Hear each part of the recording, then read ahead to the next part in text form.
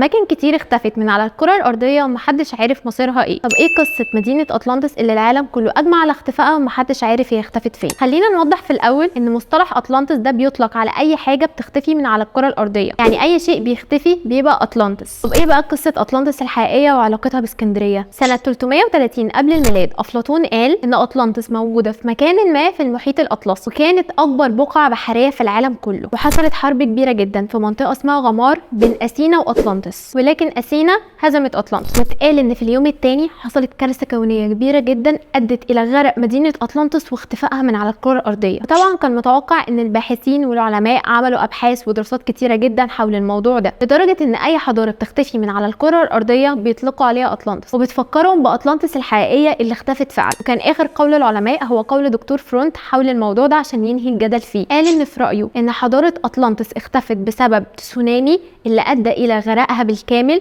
وذوبانها تحت الماء، وانه مش باقي منها اي اثر بشري او حضاري من شده الكارثه الكونيه. تقريبا كنت بتريح دماغك يا عم فرونت، بس الصراحه حقك، الموضوع فعلا مثير للجدل. طب ايه بقى علاقه اطلانتس بوجودها في اسكندريه؟ سنه 2005 كان اخر تصريح عن لغز اطلانتس. طلعت اشاعات كتير قوي بتقول ان اطلانتس موجوده تحت بحر طلانتا اللي هو بحر اسكندريه دلوقتي، وكمان قالوا ان فيلم اقوامان الامريكي مستوحى من قصه وجود اطلانتس تحت بحر اسكندريه، وقصه الفيلم نشأت على الموضوع ده. لكن في النهايه مفيش اي سبب علمي يقول ان هي موجوده تحت بحر اسكندريه، ولا في اي سبب علمي يقول ان هي موجوده اصلا.